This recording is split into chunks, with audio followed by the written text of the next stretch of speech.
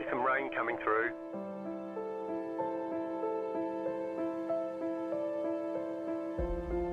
We expect rain soon.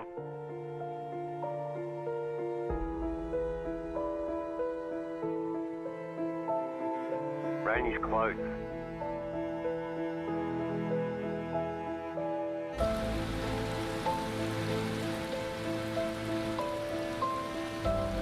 The session has been declared wet.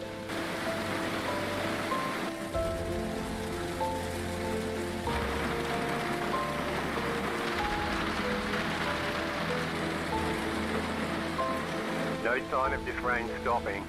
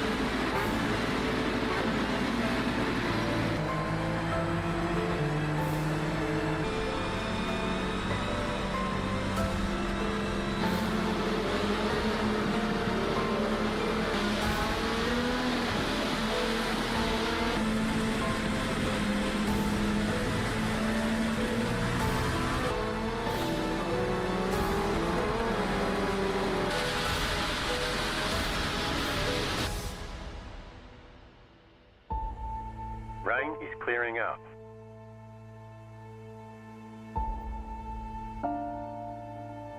Rain should be gone for now. Nothing but sunshine all day.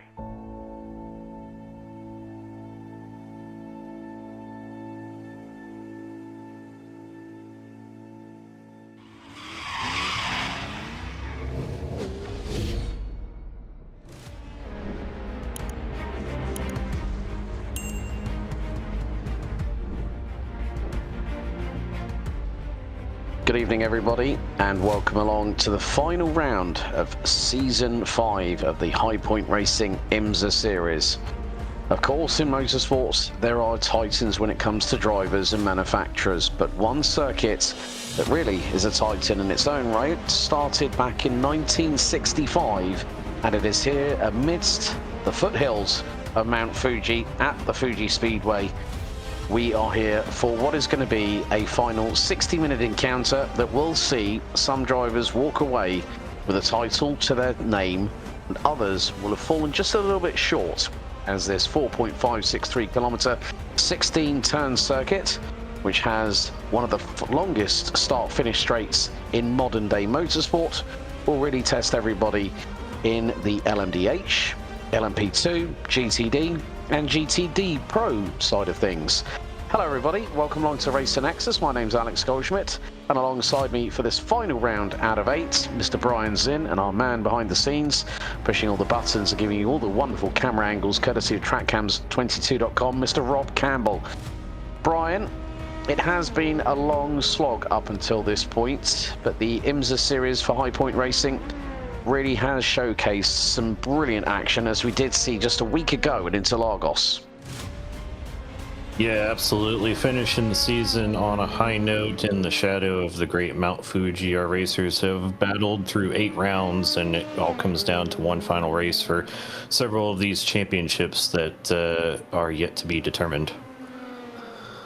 Yeah, and of course, with that, we also have our sponsors of the High Point Racing Imsa Series to thank. Firstly, the title sponsor, HiMo Setups, providing professional sim racing setups used by all HPR drivers, and it helps to elevate the standard of racing across all classes.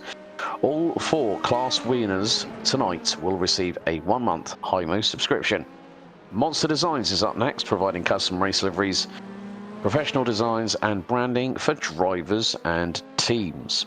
Last but by certainly no means least, Admin Box, which is an organisational tool, helps to assist with broadcast operations and race control, supporting league operations and structure. We're into the final 2 and a bit minutes of qualifying, as we do have the likes of Adolfo Perez, who is one step away from claiming the LMDH title. In terms of the LMP2, well, Carlos Ruiz has said he's not going to be here tonight, but there are the scores on the doors as they stand. Adolfo Perez 262, Landon Stewart 219, Adrian Puebla on 140. Andres Quevedo and Tim Keane round out the top 5 in LMDH. Ryan Anderson pretty much has secured the LMP2 title because, well, firstly, Carlos Ruiz is not here tonight and Donald Powell is a bit too far behind to catch the number 42. Jason Blaine and Andrew Bruce rounds out the top 5. Daniel Pino and Matvey Kostov rounding out the top 2 in the GTD Pro. So the fight will be between those two tonight. Lucia Tosi not present this evening, as Ryan Frankenberry and Avery Hart round out the top 5 in GTD Pro. Curtis Polisu, well, he looks to have wrapped things up pretty convincingly here with more than a 50-point advantage, giving him the opportunity just to go out there and have a little bit of fun for the next 60 minutes as Matthew Noel and Matt Lass will be on 2nd and 3rd. Noah Sowers and Gavin Canberra round out the top 5 with a very close battle for the 3rd spot in the championship as we are into the final bits of qualifying. And looking at the entry list, well, this man here did a lights out to checkered flag job on everybody else last time out, Brian, as we see the number 92 of Adolfo Perez dive into pit lane.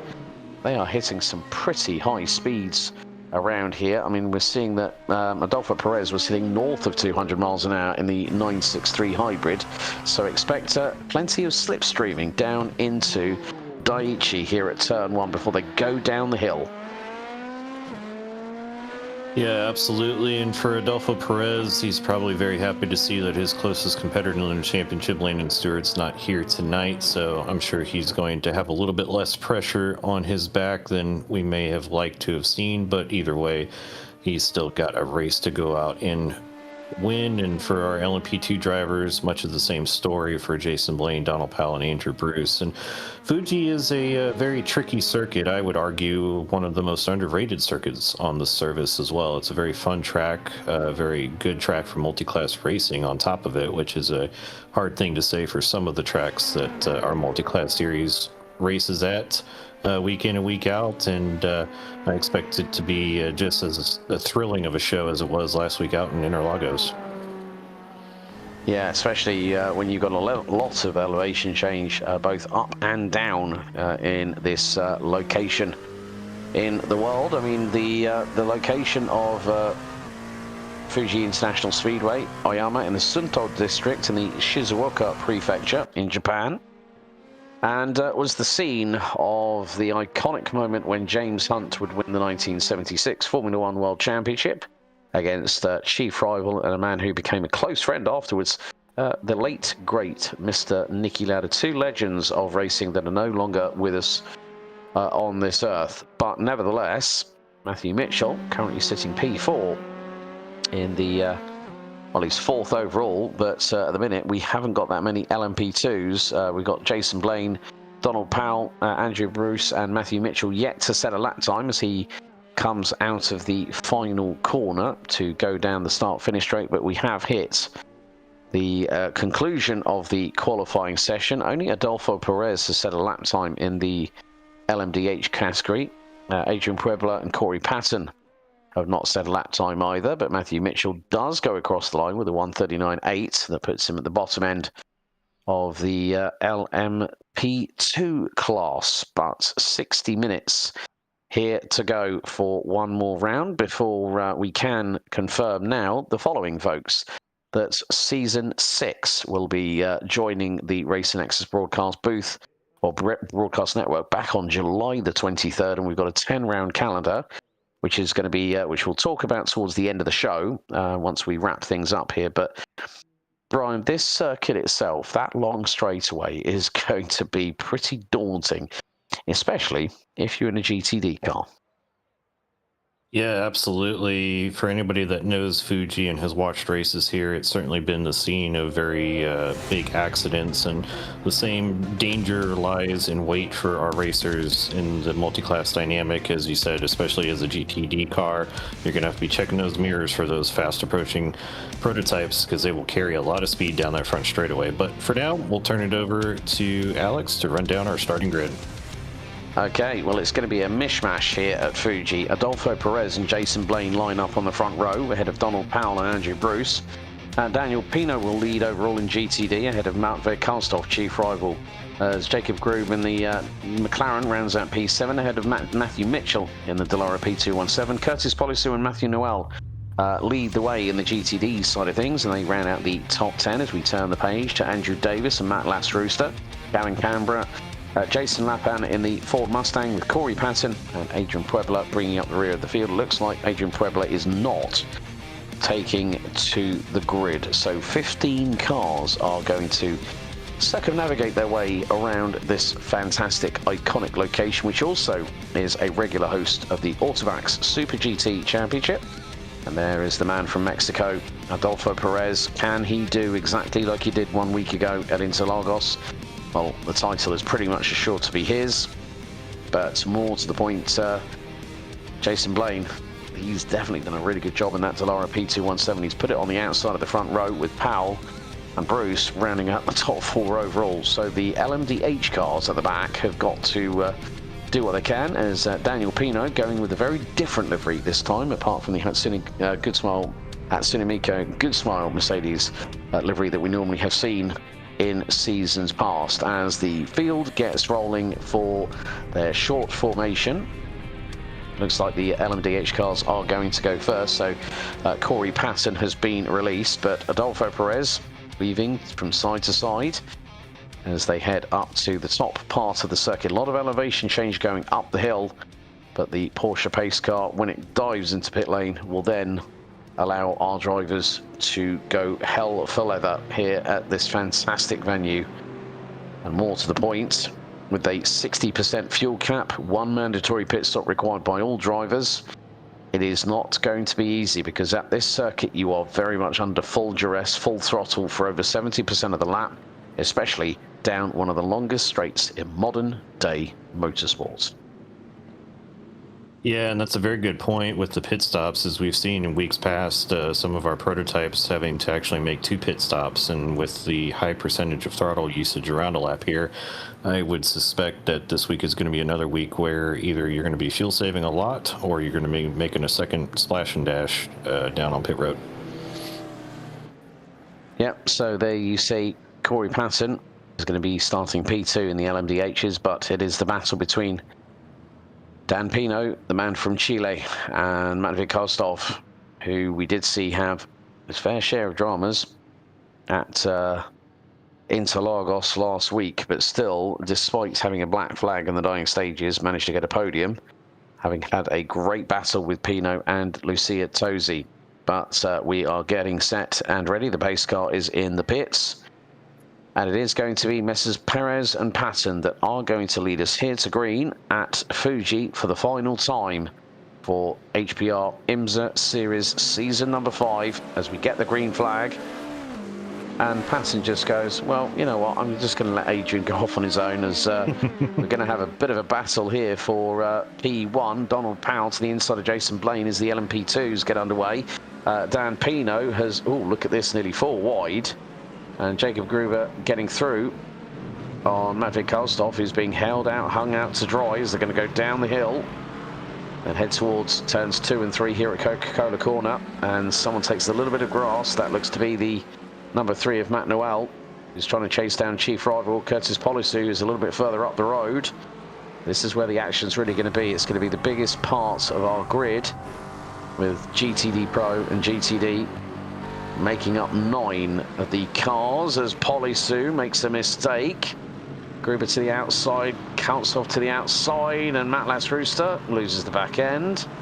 So the 198 Daniel Newman Racing Porsche has a bit of a drama, but Jacob Gruber in the number 18 bringing back, as you like, right, well, we were talking about this on air Reminds me of the JGTC with the old Tom Supra with the Castrol livery on it. And what a place to run that livery here. Yeah, very fitting for the track tonight. And as we talked about last week, this dynamic between the fast GTD drivers and mixing it up with the GTD Pro class as well was perfectly on display there, as Curtis Poliso was mixing it up with his McLaren stablemate and Jacob Grube. That was P1 in GTD with P2 in GTD Pro. As Matvey Kostov, he's dispatched with the GTD runners, and he's hot on the heels of that Castrol liveried McLaren with this long run down the front straightaway. We were talking about it. We're getting to see it for the first time used in that draft, and the power of that twin turbo V8 in his Aston Martin pulls level on the inside. It's going to be who's the last of the late breakers. Grubb pulls ahead on the outside. Kostov is going to throw it up the inside, and he's going to hold the position as they now run down towards turn 3. Yeah, good move there. Good exchange between the pair. The number 43 Aston versus the number 18 McLaren. But we look at the battle a little bit further back, which is between Messrs. Powell, Blaine and Bruce, and Blaine now down into second position. You can hear the naturally aspirated V8 Gibson engines from these Delora P217 cars. Of course, there's been some big news, reference the IRL regulations regarding LMP2 for, I think if I remember correctly, it was 2028. There is going to be one sole engine supplier. But we see on board here with Andrew Bruce how close Jason Blaine is getting to the back end of Donald Powell. And all three of these have dropped Matthew Mitchell quite considerably. Jason Blaine to the outside, going through into the top part of the circuit. And he might get the run if he can get the traction down. They are closing in. I think, yeah, that's Corey Patton just in front in the 131 car. Jason Blaine keeping to the outside of the start-finish straight. They are going to get up to a lot of speed here. And when you think about it, the LMDH is doing about 192, and we're looking at about 18 to 19 miles an hour off as Jason Blaine to the outside of Daiichi here at turn 1. Can he get the under over on Donald Powell? Unfortunately, he does not, but that allows Andrew Bruce to try and close on in. Meantime, Blaine has got the inside line here for turn 3. Powell to the outside, bump over the curbs by Jason Blaine, and here comes Andrew Bruce. He's going to try and make the move here. He's got the inside line, but Jason Blaine still carries that momentum through the corner. And it's going to be a left-hander coming up here. But a good job there by Jason Blaine, still to keep with Donald Powell and keep Andrew Bruce at bay. Exciting fight, even though there are only 4 cars in LMP2. The top 3 really putting on a show. Yeah, absolutely, and demonstrating just how configurable you can get around Fuji. It's wide enough that you can have varied lines and varied approaches as they have to navigate the spun GTP there of Corey Patton and be able to carry the momentum and keep in the fight even though you're running a different line than the car ahead or behind you. So for Jason Blaine and Andrew Bruce, they had a little bit of a coming together in Interlagos last week, and I'm sure Jason would be looking to avoid that as he's going to try and hang it around the outside. Very tough to do here, but he's going to roll that momentum all the way down this front straightaway, and we got a drag race for the lead in LMP2.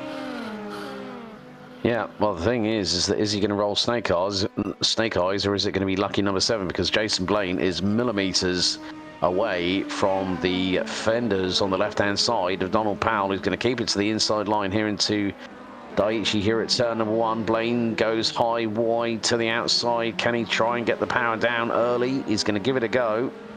Through into turn 2, has to slot back in behind.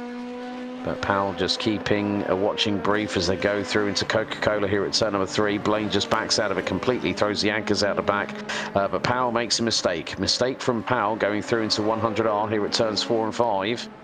And then it's slight uphill into turn 6 here at the hairpin. And Andrew Bruce has been sticking with them. And, oh, well, Donald Powell does not want his ping to start doing that, because that's for Jason Blaine and Andrew Bruce behind him. Yeah, nothing you hate more if you're a chasing car than to have to guess where that car is going to reappear at. So for Jason Blaine, it's a case of, could you please stop doing that, sir? I will pay your internet bill and improve things if I have to. But also a case for Jason Blaine where he's steadily in the championship controlling seat, and it's just a relaxation race for him. So not taking any extra chances that he doesn't have to, as we head back to GTD and GTD Pro, and the McLaren stablemates have found themselves nose to tail once again. Seen this quite a few during the season, have we, Alex? The McLarens certainly run very well towards the front of the field, and Curtis Poliso has definitely got the pace to hang with the GTD Pro runners. I wonder if we'll see him make a change of class going into next season, but for the time being, he's the GTD pace setter, and he's got the Mercedes and Matthew Knoll trying to run him down, sitting third car in that draft train. Surprisingly, though, it doesn't seem like the draft is as effective across the GT3 cars as we saw with the prototypes. Not sure if that's just down to setup configurations or it truly is a byproduct of iRacing's draft model. Yeah, it's a tough one to answer, really, on that front, Brian, because, you know, with the prototype, you know, they're heavily aerodynamic dependent. So are the GT3s to a point. But sometimes, of course, there's those dreaded three letters, isn't there? You know, I'm going to go there on that one, folks. BOP is all I'm going to say. But I think what we've got to really sort of understand here is that at Fuji, with a GT3 car, you've got to make that ultimate decision whether you're going to compromise on whether you're going to decide to let go of a little bit of straight line speed in order to have that capable handling around the circuit. Because let's not forget, yes, it is a fast track, but it is incredibly technical when you come through down out of turn one. You're downhill, you've got a fast right-hand kink, then you've got a left-hander, then you've got a sort of a sweeping hairpin. So the car's really got to have a balance of everything. But if you can maybe go to between like a medium to low downforce setup, you might be at the best in your mind, but maybe not for what could be a good race pace. So you've got to make that ultimate compromise here. Yeah, absolutely. And the track itself, Fuji, is a compromise in setup as well. Do you prioritize the fast front straightaway and first sector, or do you prioritize more of the handling of the second and third, especially the third sectors with those switchbacks on switchbacks that you have to close out the lap? So as you said, a choice that our drivers would have to make coming into the race, and we might be seeing the results of some of that with these battles that have panned out so far through the first 10 minutes of the race. Yeah, and Corey Patton has decided to pit after 5 laps. So, as I did say, there is a 60% fuel limit on each of the cars as Donald Powell continues to lead this battle, but in the meantime, Jason Blaine has fallen behind Andrew Bruce.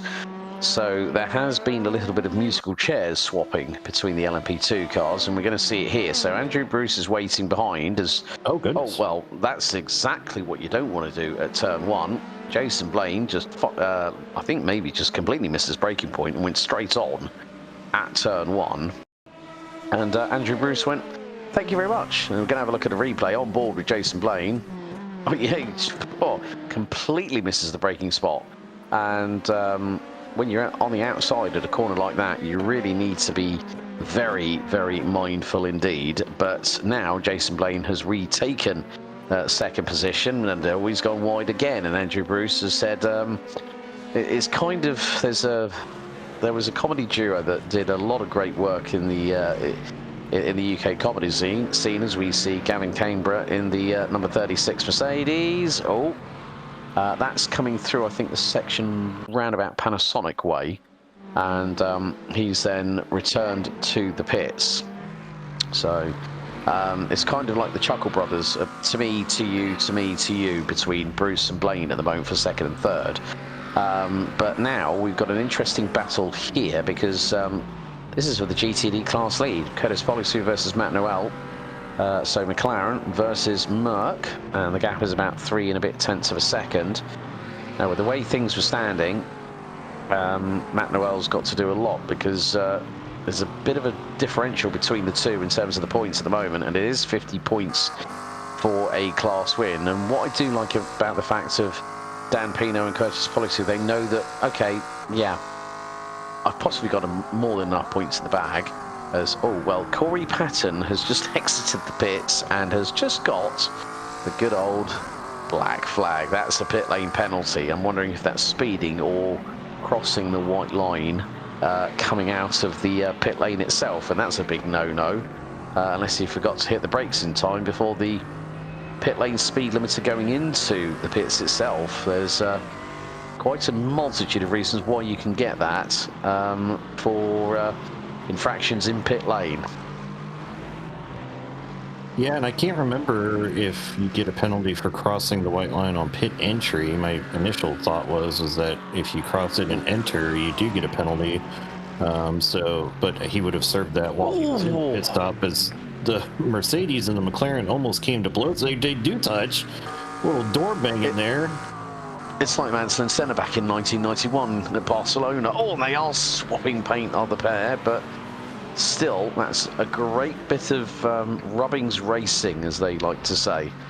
Matt Noel trying to keep Curtis Policy, the man from Canada, very, very honest in this final round of the season. This particular season, as Donald Powell now starting to pull away, or try to pull away from Andrew Bruce, who is within 0.7 of a second. So Andrew Bruce, I think, did a really good strategy call, just waiting to see if something was going to kick off between Donald Powell and Jason Blaine, and then when Blaine went to the outside of Powell, then completely lost his brake marker, went straight on at turn one.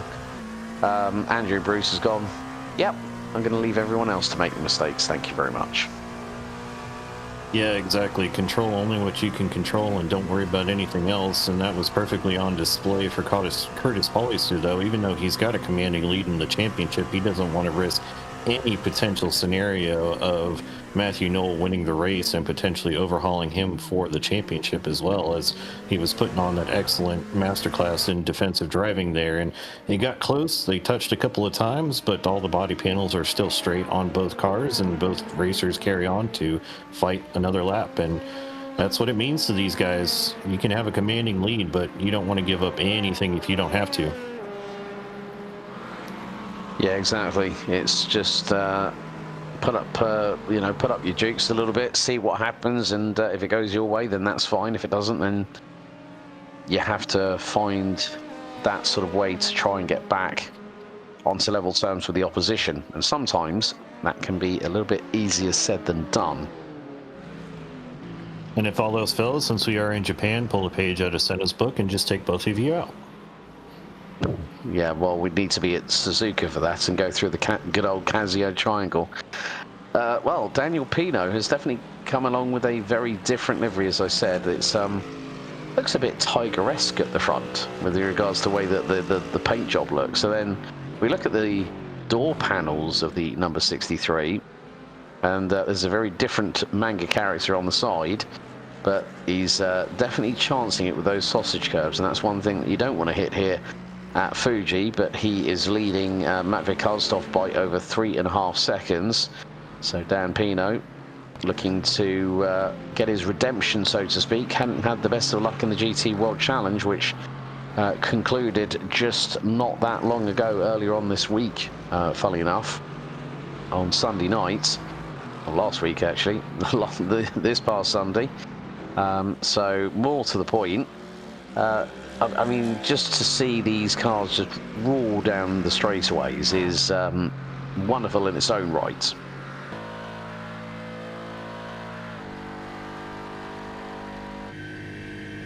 Yeah, as I said, Fuji is really an underrated track on the service, and it's just not only beautiful scenery, but such a fun track to drive. And it presents its own unique challenges, especially in that Sector 3. You've got the windy, twisty elevations to navigate, and you got the launch pad sausage curbs that I swear were built by Japan's space agency. Yeah, and when you think about it, you know, this circuit has hosted so much. GT World Challenge Asia, it's hosted the 6 Hours of Fuji, Lamborghini Super Trofeo Asia, which I've had the pleasure of commentating on, not at Fuji, unfortunately, but for Ningbo I did. And then we had Asian Le Mans Series World Sports Car Championship between 1982 and 1988, but then of course Super GT and Super Formula are the most prevalent series that run here on a regular basis. But still, when you think about it, there's always some hidden gems, aren't there, Brian? And I think Fuji is a very, very underrated track. It's not overrated. I think it's just like some people go, oh yeah, it's where this happened or it's where that happened. Yes, that's probably the case, especially when it's Hunt versus Lauda in 1976 amid a monsoon-style downpour. But there's so much technicality that is... they do say that beauty is in the eye of the beholder, don't they? Absolutely, and thanks for reminding me. I'll go watch the movie Rush for the 82nd time after this broadcast wraps up. But Fuji reminds me of one of those tracks that you see it on the calendar and you're like, man, we're going to Fuji, and then you get out there and you start racing and you're going, I fall back in love with it again. And I just think because it's not on a lot of the official schedules and not a lot of leagues go there, as we see Andrew Bruce just fire it up the inside of, I believe that is turn 14 nets, and absolutely pulls that off. That is an early contender for move of the race in my book. Gets a little four-wheel drift coming out of Panasonic there. Well, Andrew Bruce stoned the crows, and he throws it up the inside of Donald Powell to take the LMP2 class lead. We've got 12 minutes to go until we hit the halfway point. So now here comes Powell. Oh dear, don't do a Jason Blaine, please, here, Donald. We don't want that happening. As he goes to the outside of Andrew Bruce into turn one here at Daiichi. It's going to be down the hill. Bruce gets the inside line, gets the traction down earlier, and is able to accelerate quicker out of the corner thereby. Then into turn three here at Coca-Cola before they go into 140R. And again, this is another adverse camber to the right hand side, very deceptive because you've got a little bit of an incline, then it goes down the dip into the next left-hander as we ride on board with the man from Sturgis who normally runs in a Corvette in the High Point Racing GT World Challenge, which will be resuming its schedule on July 19th. But again, just the amount of commitment these drivers have. These drivers really do work hard, folks. I mean, it doesn't matter what sim racing league you're in, and you can attest to this as well, Brian, that there's a lot of hard work. There's a lot of laps that people put in terms of practice, especially when you're, like say a week away from a scheduled race. From that race, when that race is concluded, you are then practicing as much as you can, and several people have so many other different commitments. Indeed, and it's one of the draws that bring people to leagues in the first place, because they do that in official races and you get wrecked out within 5 minutes and you're sitting there going, why did I waste all this time prepping for it if I'm just going to get clattered out of the way by some numpty that decides that his race is more important. And with leagues, you find it to be a lot more structured, a lot more accountable for people's actions, and that's what draws people in year after year. And well, you're seeing it on display. This is an absolute fantastic battle that we're seeing between Andrew Bruce and Donald Powell, and showcasing really what the LMP2 can do around Fuji. And it's just such a beautiful combination to watch. God, never would I have heard the day of Brian Zinn exclaiming the word numpty during a commentary. But that just goes to show that words are universal, folks. I mean, that's the thing. And yeah, like you say, there are some, and I'm going to use the term now for the first time, I think, since I've been here on Racer Nexus. Yeah, you get a few you do get the odd numpty here or there, but then it's a case of that they do get themselves straightened out when they're not sort of put bang to rights, but they're sort of like told that's not the way you do things, that's not the way that we do things here at the league, and they get the kind of the etiquette kick up the backside, don't they? Yeah, absolutely. The proverbial kick in the shins, if you will. But yeah, fantastic point, and I think it just makes people want to invest their time, and you know, we don't do this professionally, so we have limited time that we get to enjoy this hobby, and people want to go where they're going to get the maximum return on that investment, and I think leagues are a fantastic pathway for that. And certainly for High Point Racing in their Imsa series, they're putting on a fantastic show, as once again we've got a drag race for the LMP2 lead. I feel like this has been lap after lap of okay, you led that one, I'm going to lead this one, and figure out who can I feel like each time they're breaking a meter later. Yeah, well, they have dropped Jason Blaine like a bad habit at the moment, because he's about 6 seconds down the road, and there he is in the number 21, the man who is always immersed in full VR. I mean, I tried VR once, Brian, and I'll be completely honest with you. The motion, I mean, like I as you know, and quite a few other people know, I do travel quite a bit, but VR for me, I tried it once, and the motion sickness was quite prevalent. I'm like thinking, no, just give me a set of triples, I'll be fine. Put me in a sim rig, put me in a set of triples. But I think at the end of the day, everyone has their own unique setup when it comes to sim rigs as well, and that's one of the beautiful things, that there's variety in driving styles, variety in individuals, but also the variety in, you know, they have to make best of what the space they've got in their room, you know, that is assigned to said hobby or said passion, and that's the beautiful thing to see. And it's great that some of our drivers here at High Point Racing are able to give us that insight via the cameras that we see. Exactly, and I tried VR as well, but I'll be honest, I sweat way too much for it to be viable, and I do way too many endurance special events that I pull the headset off after 2.5 hours and be like, I just stuck my head in a sauna for 4. So I went back to triples and got a fan and the whole 9 yards, and have been happy ever since. Well, there is our race leader, Adolfo Perez. And well, it looks like Corey Patton has decided that's it for me. I mean, sometimes people deciding to leave a race is not necessarily for, and this is actually quite a good point to put here. You know, it's not always about deciding, yeah, the rate, you know, like, oh, I didn't get on well because of this, or make excuses.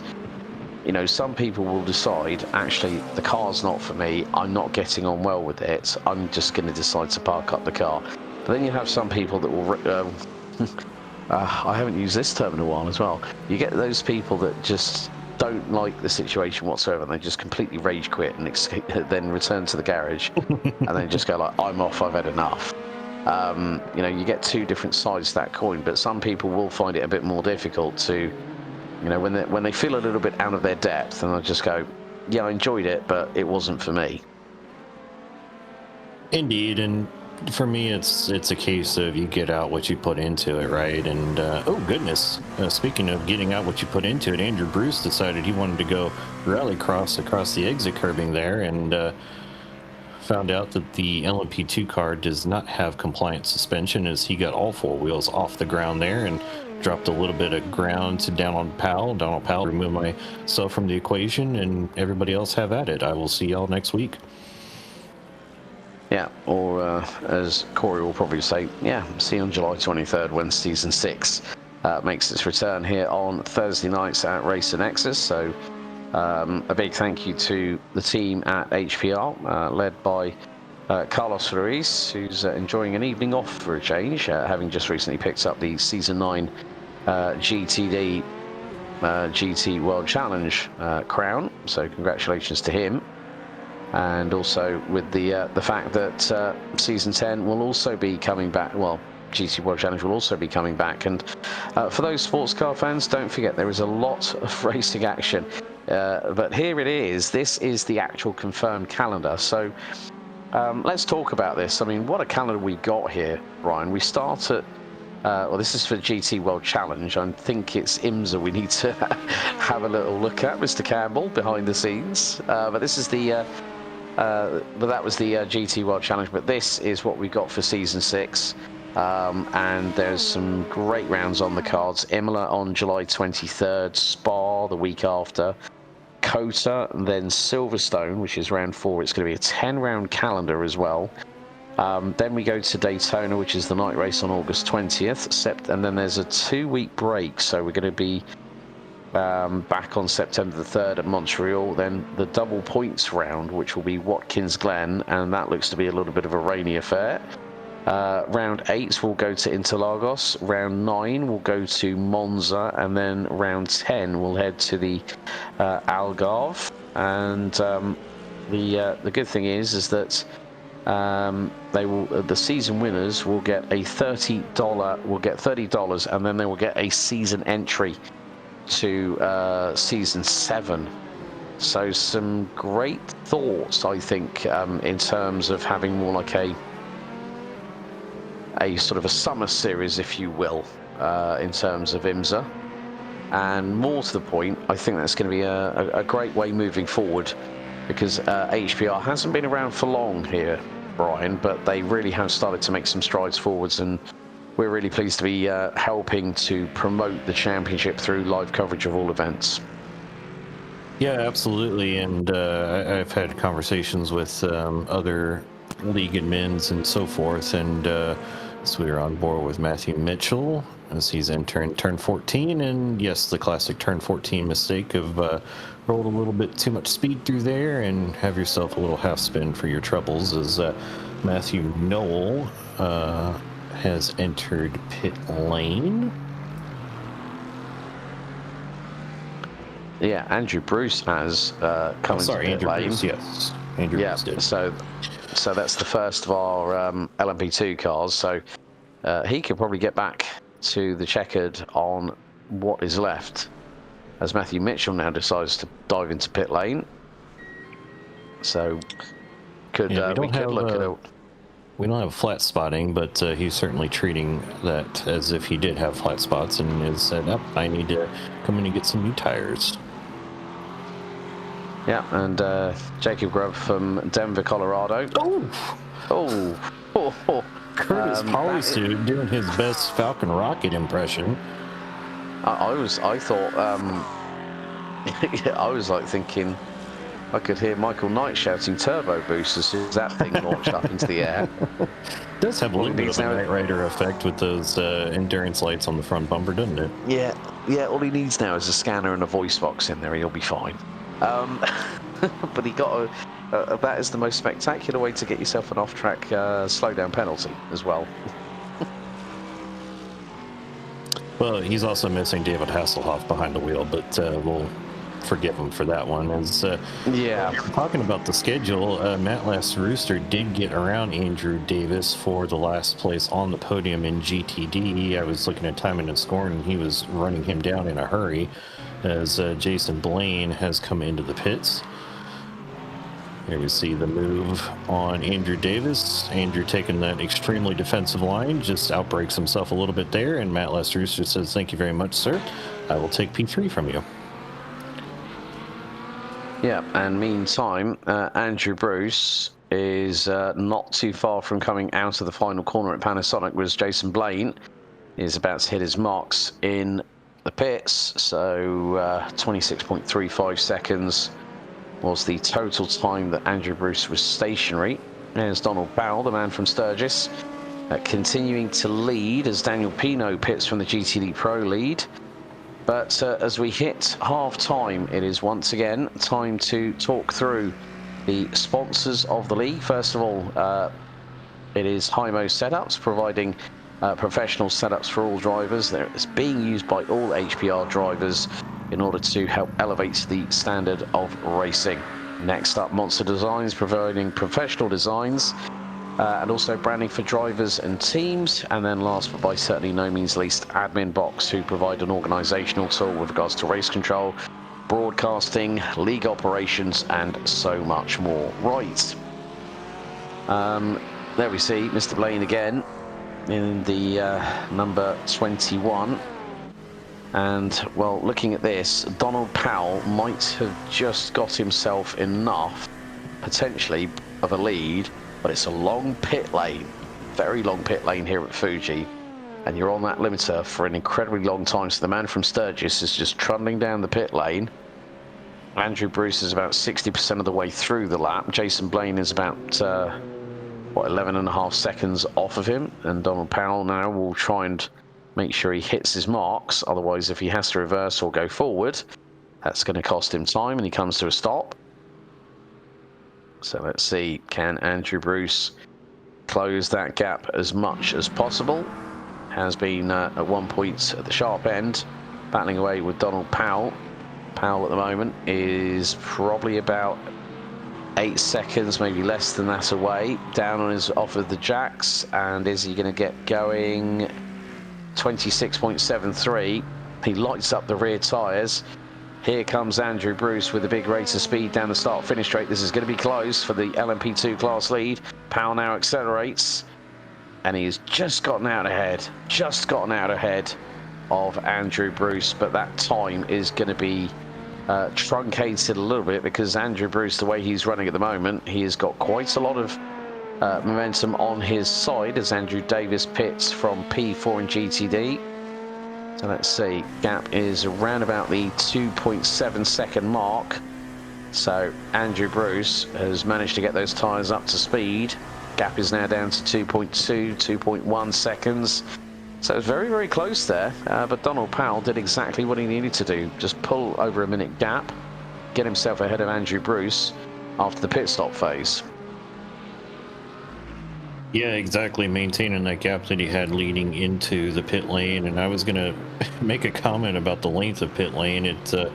I used to say that, well, Indianapolis is another track that has a very long pit lane to it. But compared to Fuji, it might as well be the VIR pit lane, which is a very short pit lane. And yeah, Fuji, I do think not only does it take the cake for longest front straightaway, but longest pit road as well. And it just feels like an eternity that you're going down that pit road as we ride here with Jason LePan and his Stealth Mustang. Really good livery, the black with that chrome Mustang contrasting against it. Plus the soundtrack is just classic. Yeah, the good old 5.4 litre Coyote V8. Let's just give you all a little bit of ASMR for a few seconds as we ride on board with Jason LePan in the number 65 Ford Mustang here at Fuji.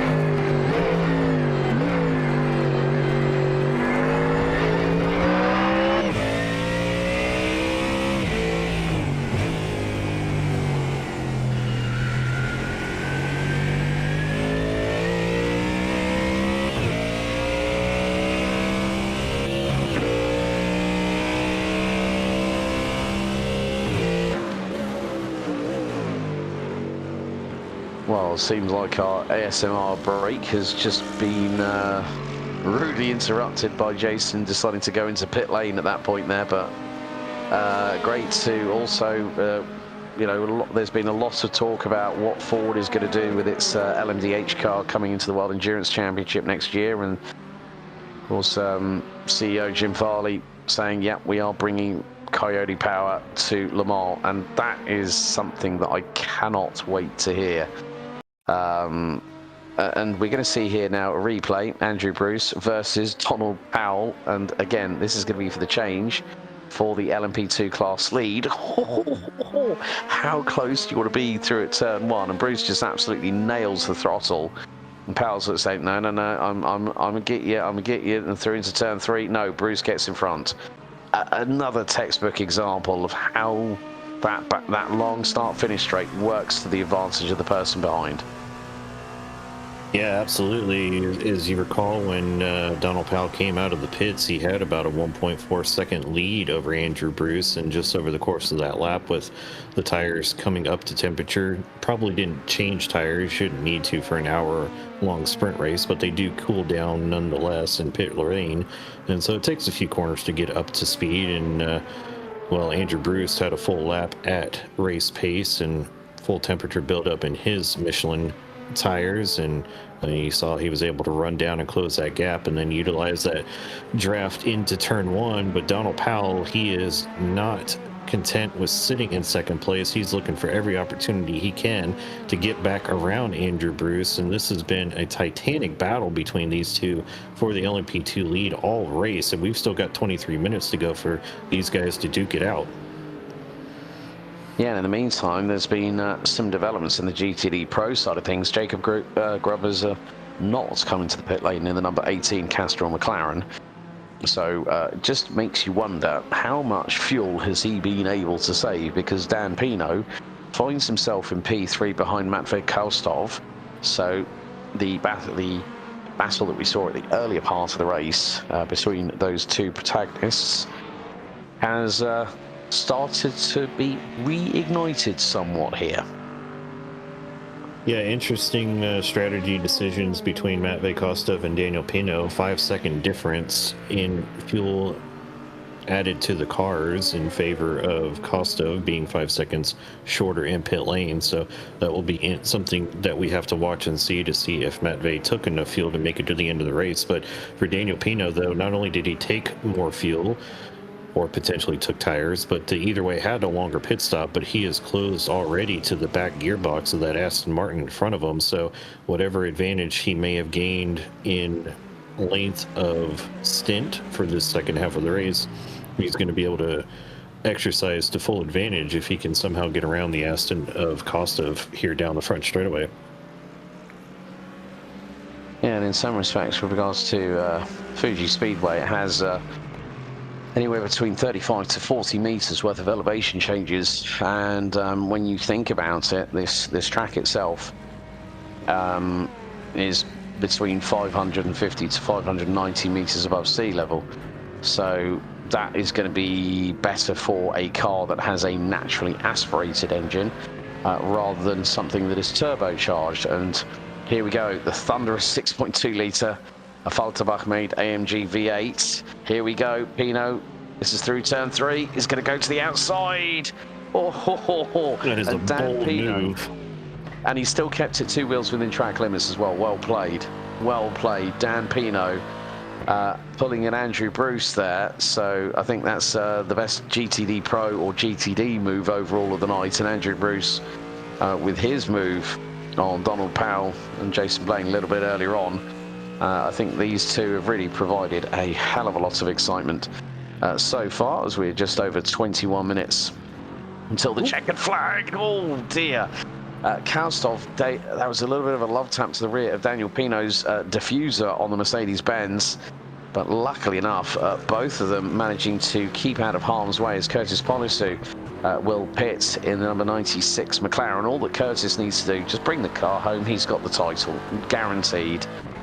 But still, I think this is one of the things that I love about sim racing, Brian, is that, okay, yes, it's the last round. We haven't got the throughput like we say we had at Interlagos, where we had, I think, what, probably north of 25 cars in total.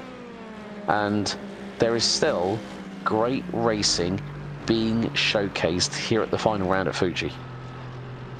Exactly, and we're also seeing the mindset of a competitor where you've got guys that have championships locked up.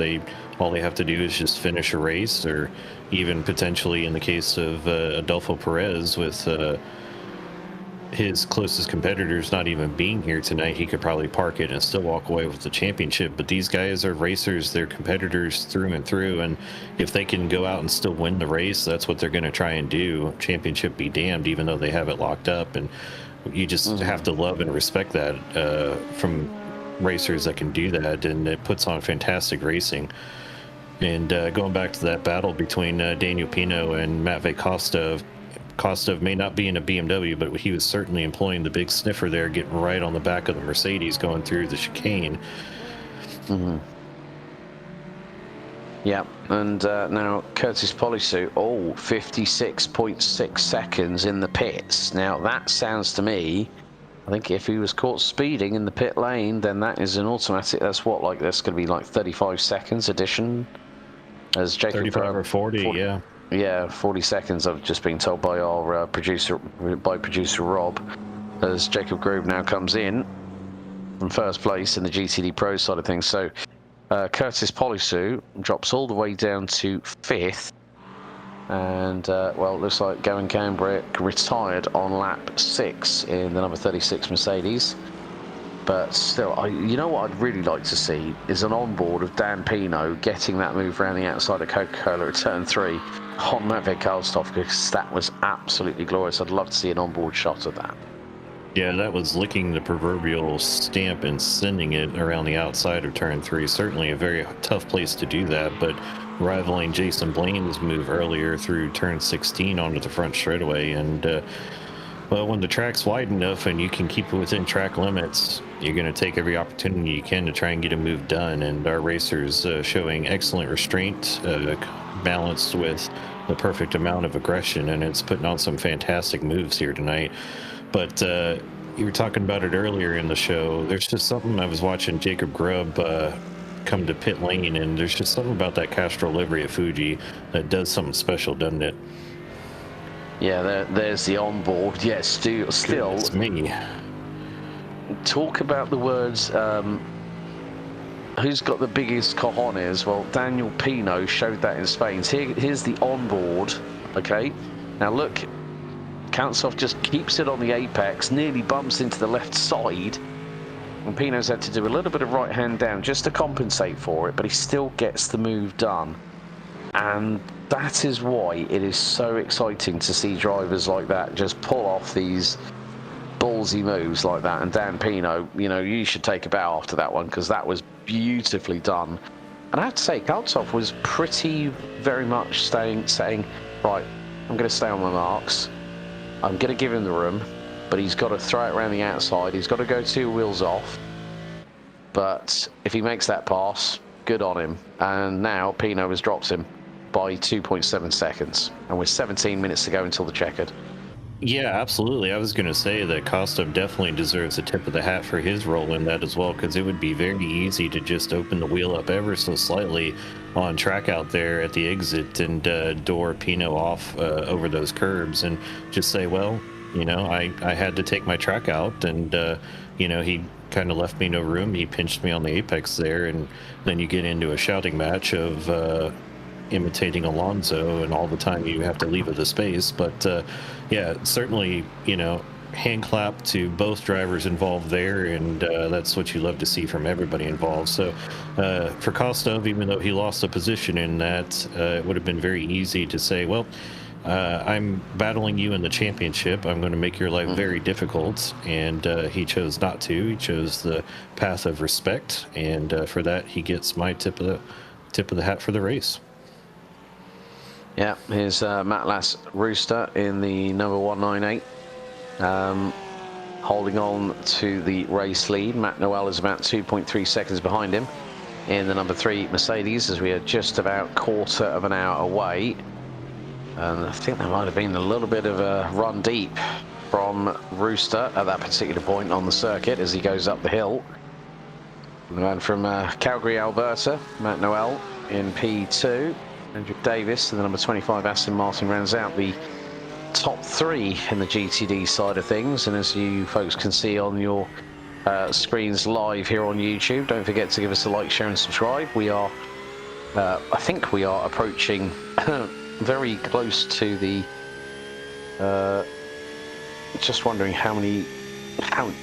yeah, I think we have. I'm wondering if we have actually hit the 1,000. I'm just. We are 8 subscribers away from 1,000, folks, and we have to say a big thank you to everybody so far that has followed every single broadcast on Racer Nexus. We really do appreciate your support. So don't forget to like, share, and subscribe whilst you're at it.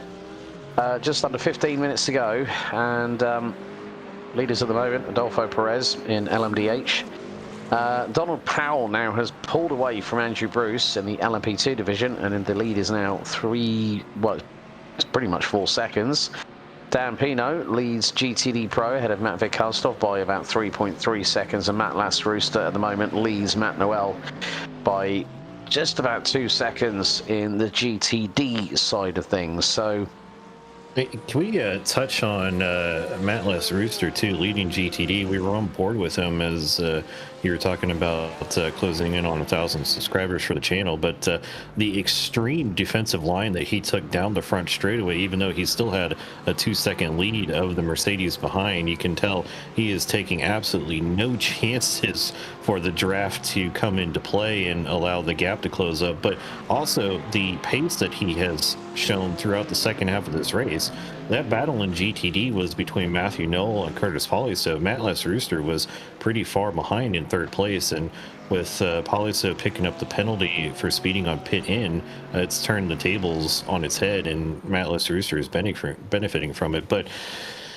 as we're showing on the screen, if you guys are watching at home and want to get in the mix of action, season 10 of GT World Challenge is going to be kicking off on July 19th at Spa. It's going to be a rainy session, which rain at Spa is always a chaotic fun mix, but it's also going to be double points. So opening the season with a double points race is a very interesting decision to make, but should make for some excellent racing. And then we head over to the shiny Imola, where you're currently broadcasting from, Alex.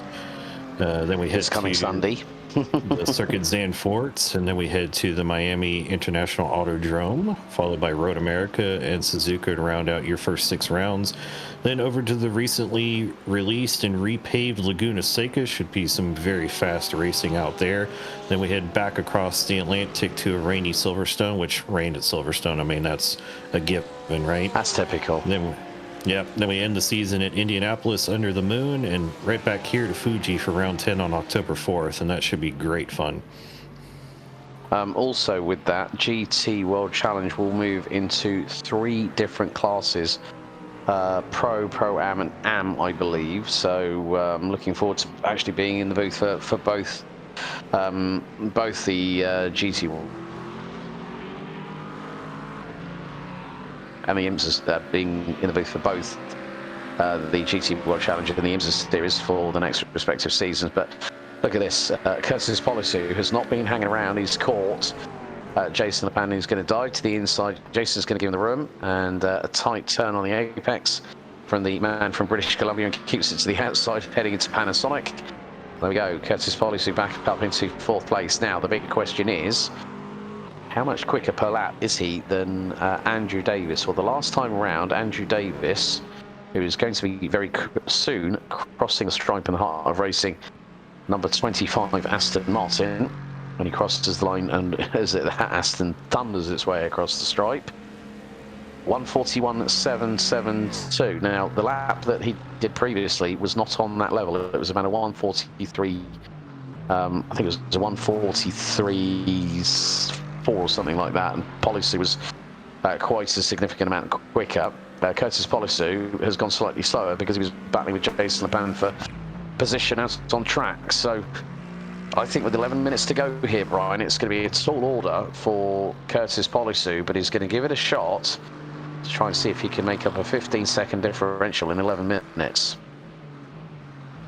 Yeah, absolutely. And for Andrew Davis, he's kind of running around in a little bubble of his own. He's got 15 seconds before he can catch up to Matthew Knoll. And as you said, he's got about 15 seconds behind him where Curtis Polisu sits, having just gotten around the Mustang of Jason Lepan. But I was thinking in my head when we were following Mattless Rooster and his Porsche about how nice it is in iRacing that we don't have the really detuned muffler that Porsche has to run for WEC regulations and for the Nürburgring VLN races. And I was watching Spa qualifying, the Spa 24s this weekend in real life, and it was pleasant to hear the full song of that flat 6 boxer engine out of the back of the 911 GT3R after several weeks of muted tones, unfortunately, as the regulations require. And I'm excited, kind of, for the announcement that Porsche made today. The new GT4 car is going to be based on the 911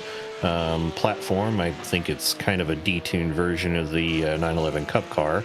But as a Cayman fan myself, I'm a little bit sad to see the Cayman GT4 officially be retired. But of course, the 718 platform that it's based on has been retired for a year or two in real life, the street cars anyway, as we await the next generation of Porsche's mid-engine sports car, as Mattless Rooster gets forced a little bit off wide in his Porsche by the P2 of Andrew Bruce. But Jason Blaine, he was hanging kind of in no man's land for a good portion of this race, but he is closed right up to the back of Andrew Bruce all of a sudden, Alex. And we're going to have a race on our hands in the final 8 minutes for P2 in class. Yeah, this could be very, very interesting indeed as we ride on board with the number 21 of Jason Blade. He gets very close to the outside of Bruce on that particular occasion, and Andrew Bruce makes a bit of a misstep. Jason Blade's all over the back wing of him like a rash. And this is going to be coming out of Panasonic in the final corner, so Jason Blaine has got to be very, very careful.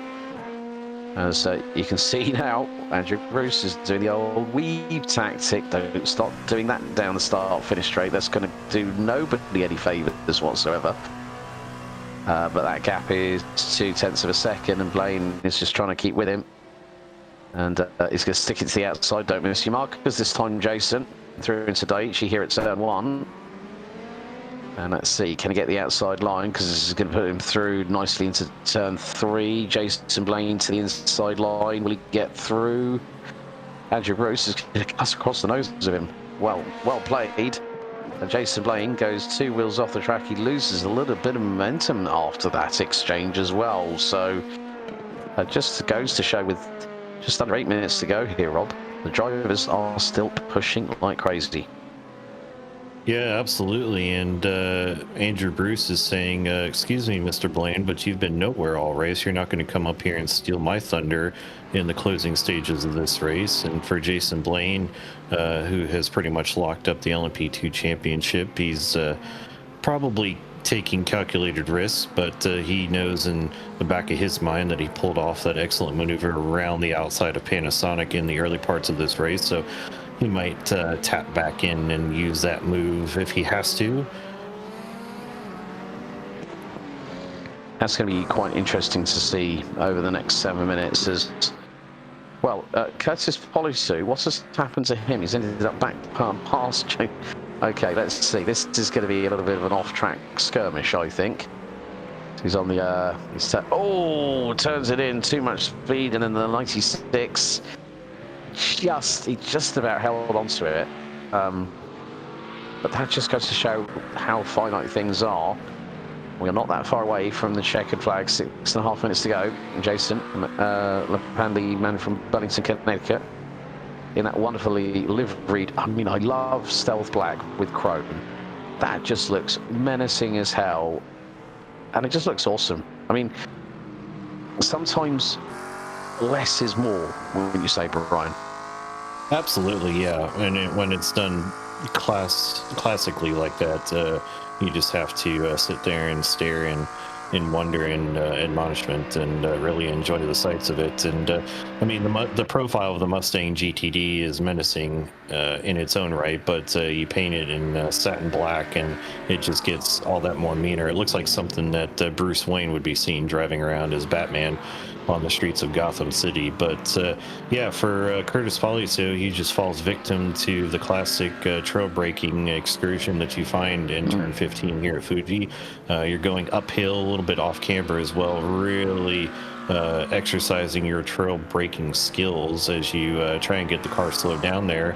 And it's also hard to defend too. It's such a wide corner with a wide entry that, you know, the normal line is a late apex almost, and it just opens you up to ascend to the inside. So when you're in a battle with somebody, you're equally got one eye in the mirror and one eye staring straight out the windshield to try to figure out where to place the car. And sometimes it's a little bit of a sensory overload, and you end up having a small mistake, and the car just steps out on you, as you saw there with Poliso. So no harm, no foul, though. In the end, he was able to get back around Jason Lepan and his Mustang, pull back out to his 2-second lead, but it has all but shut the door on his charge forward to try and get Andrew Davis for the final step on the podium, though.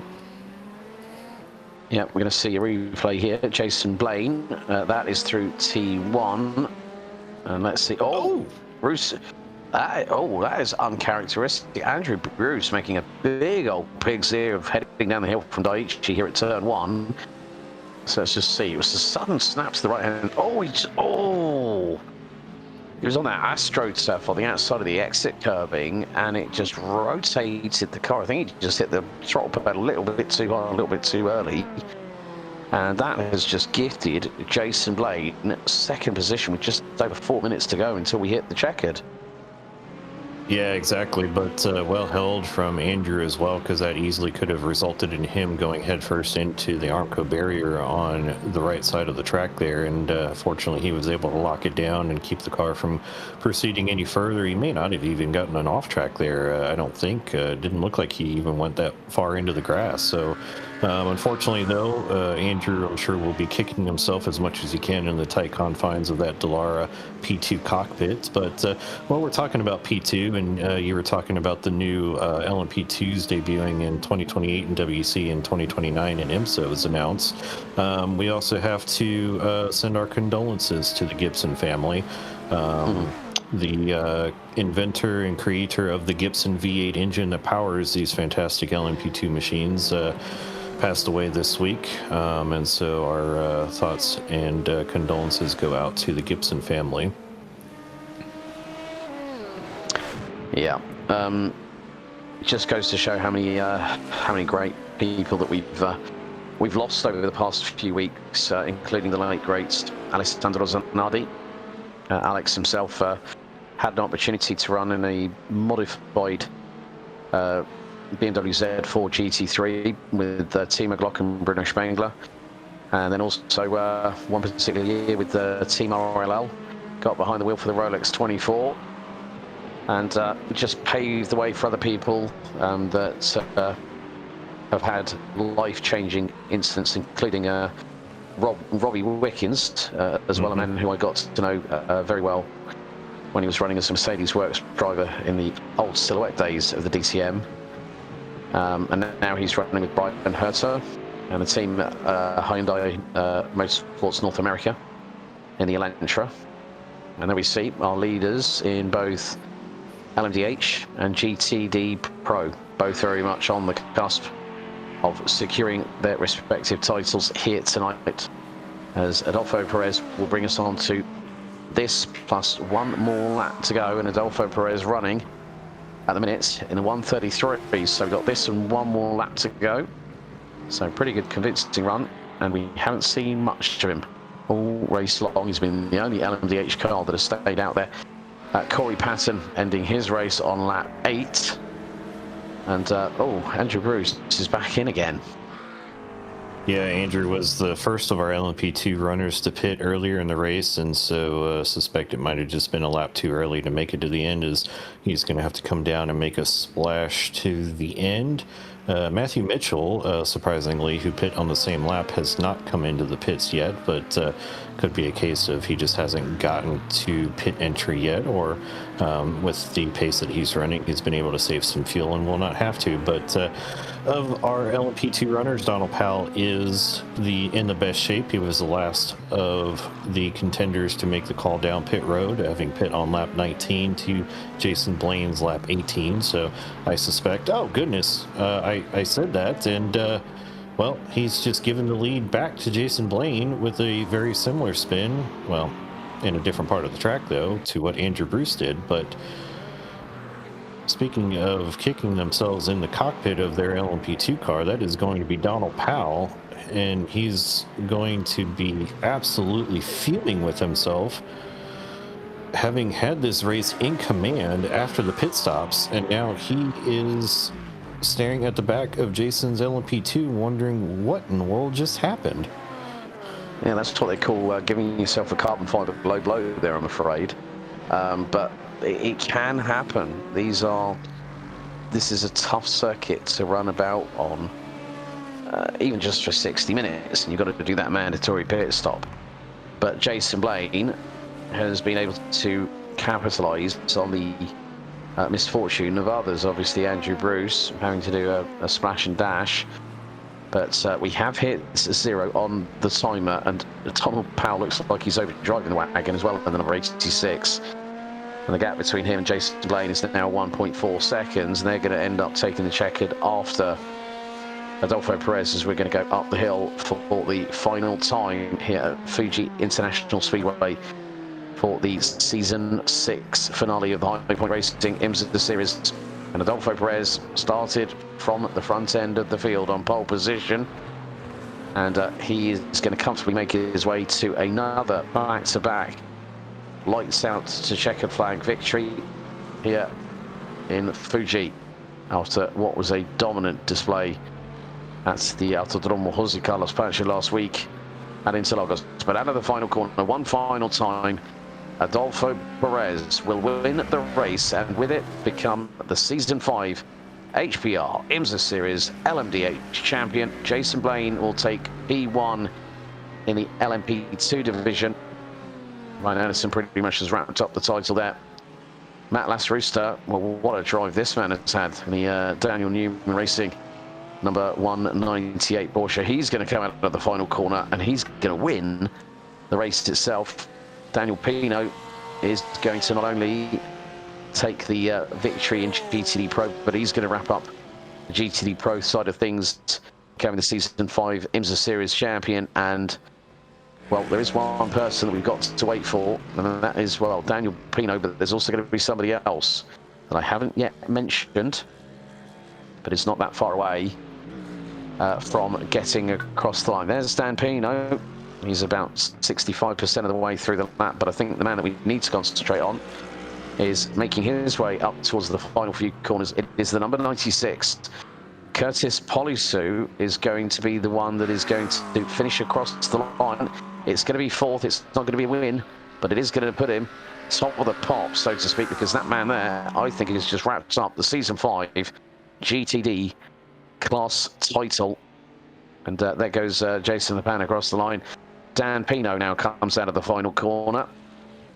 And there he is in the number 63, the man from Chile, flashing the headlights. He has not only taken the win in a very small GTD Pro field, but he is going to take the victory and with it take the title. And already he's lighting up the rear tyres. Come on, just do it until it blows up the engine. We've seen it before. Here we go. A show for the fans here at Fuji International Speedway with Daniel Pino putting on the donuts to celebrate not just the victory here in the final round, but also with it the title.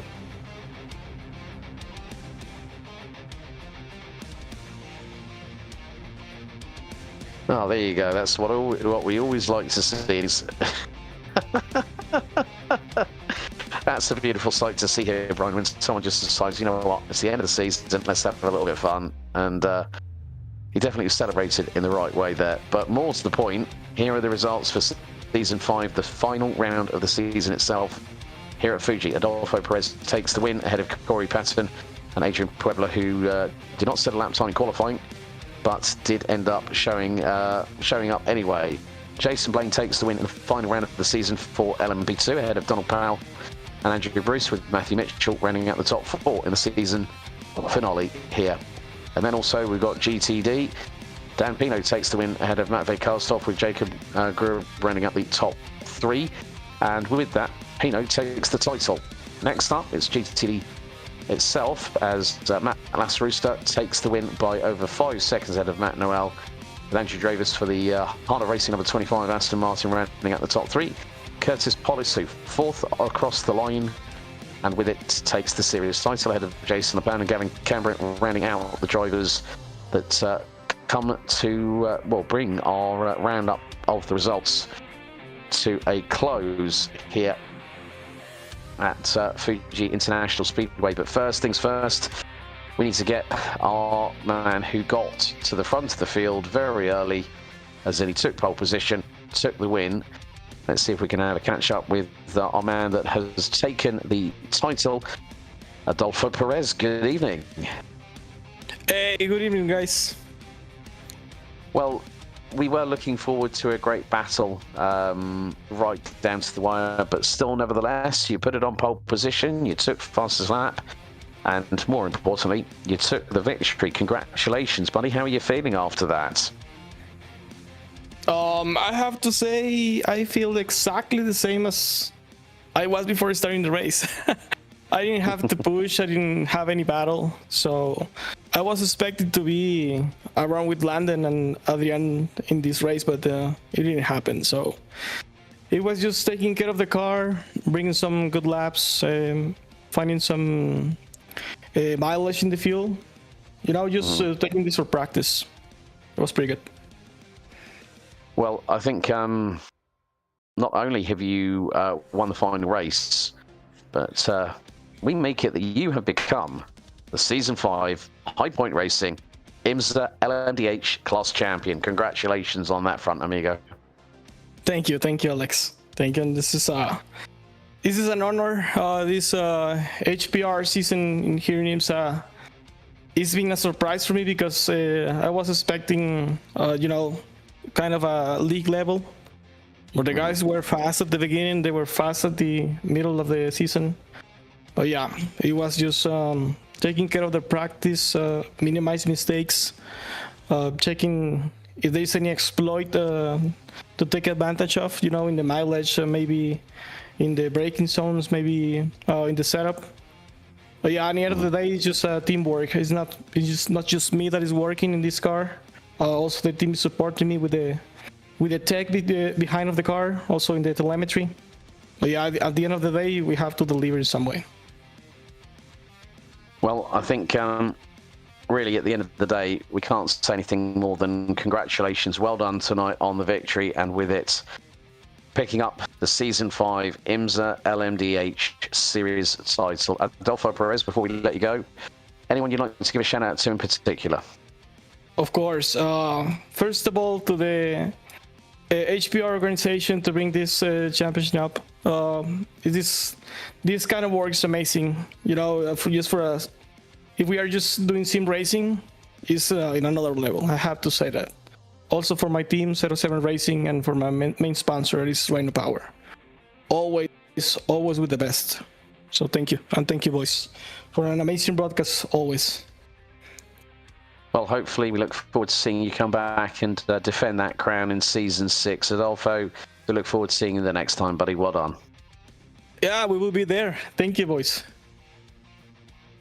So big thank you there to Adolfo Perez. Next up, let's see if we can bring in our LMP2 class winner, who will be very shortly with Brian Zinn. Jason Blaine joins them right now. Yeah, Jason, a very eventful race for you, but at the end of the day, you still walked away with the race victory and the championship. Talk us through how your night went out there. Yeah, it went not quite as planned, I guess would be the best way to look at that. I had a good setup, had a little spin early, kind of went into it knowing I might have had a little extra pace. So luckily I had that in hand, and it just went down to being strategic and try to save as much as I can. I knew I had to do it on one stop, and it came down to, at the end of the day, a car length at the finish line. I ran out of gas after Donald spun, and I guess like Christian Horner said, sometimes the racing gods provide a little bit of luck, and you can make something happen. So that's a lot of fun. Yeah, absolutely. When we saw Andrew Bruce dive in for a splash at the end, and you were kind of the next car up, I was wondering when Adolfo passed you and you got the white flag, if that was going to save you from potentially have to making a splash of the end. Yeah, for the season overall, how did everything go, and what's your anticipation going into next season like? Definitely not disappointed that this is the first time in this, on this broadcast as a winner. However, consistency can be key. Managing week to week, sometimes it's not always, wins after wins after wins and wrapping it up early. It can come down to the end, and being here every week, I think is huge, especially for, being around with High Point Racing for, since its inception,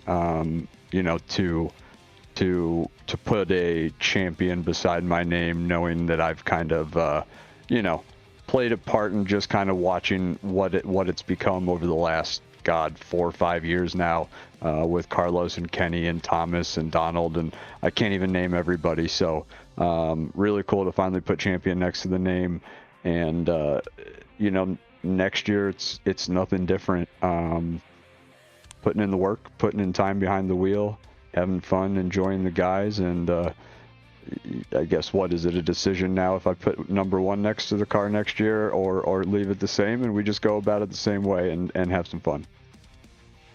Yeah, absolutely. Well, it's been a fun season to call up here in the booth, and we're looking forward to more of the same next season as well, after a well-deserved few weeks break. But before we let you go and enjoy your win tonight, any folks you would love to give a shout-out to?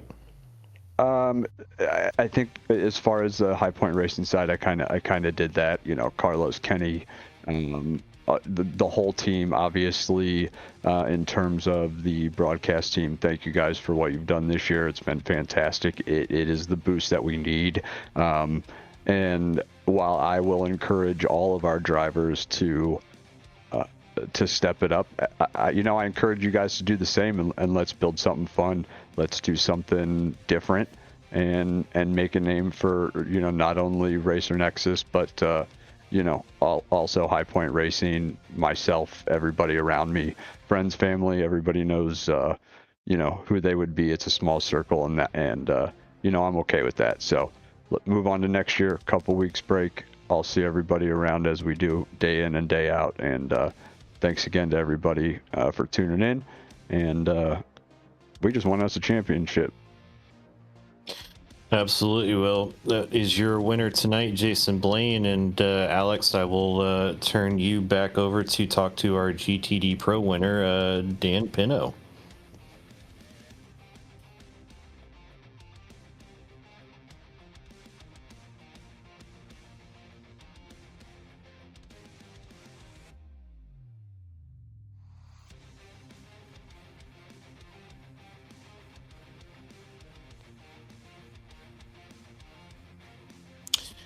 Daniel, congratulations on your win tonight. Looked like you had things pretty much under control from the drop of the green flag, but talk us through your strategy and your game plan for the race tonight.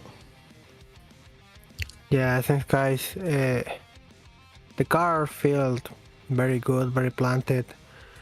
Again, putting the TC almost off on the ABS, the car is way more sticky and get way more speed in the exit. I saw that I was losing the rear in the half race, and I say, okay, I will just pit. I prefer to pit and lose some position, but spinning, no. And then I just recovered. It looks like I was the only one who pit for tires. So the strategy works.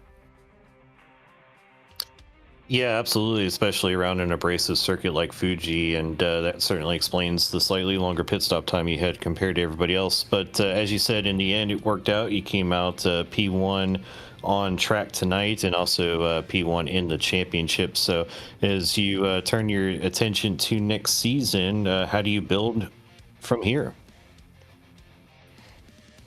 Well, just trying to represent HPR again. For me, that is a mission, like trying to be the best one to prove that the team is the best one. But probably I will not be with the Merc anymore. Like that car is off. I understand that. Well, before we let you get out of here and celebrate not only the race win, but your championship as well, any folks you would love to give a shout out to in the stands?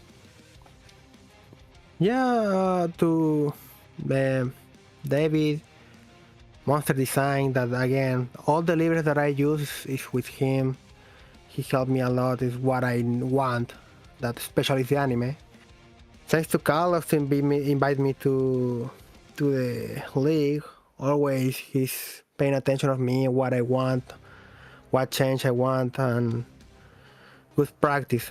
Same for you for the broadcast. Always I watch your broadcast after the race. I really enjoying. There is no moment that is boring.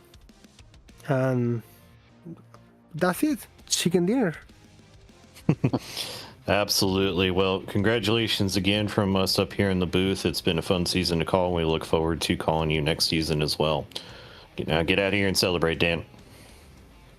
Yeah, man. Thanks. Well, that really wraps things up here for Season 5 of the HPR Imsa Series. Before we curtail things here, big thank you to the sponsors of the league, Hymo Setups, With that, it's also the fact of having Monster Designs and Admin Box on board. The dust now finally settles here for the IMSA series for Season 5. But more to the point, just a few weeks' time from now, July 23rd, it all kickstarts again here on Racer Nexus Live for every single one of the 10 rounds that are scheduled, with 2 double points rounds engaged. And also a bit of news to divulge, reference all 4 of our champions here for HPR IMSA Series 5. As long as they're registered on the SimGrid platform, they get a free entry to Season 6. It is going to be an absolute rip-roaring blast with 4 classes ready to go into battle once again. A big thank you to the team behind the scenes here at Racer Nexus, from myself, Alex Solschmidt, from Steve Koenig to Brian Zinn to Rob Campbell. That is it from us here on Racer Nexus. Don't forget to like, share and subscribe. We are nearly at 1,000 subscribers so far, but join us on July 23rd. IMSA series on HPR gets going once again. We'll see you next time.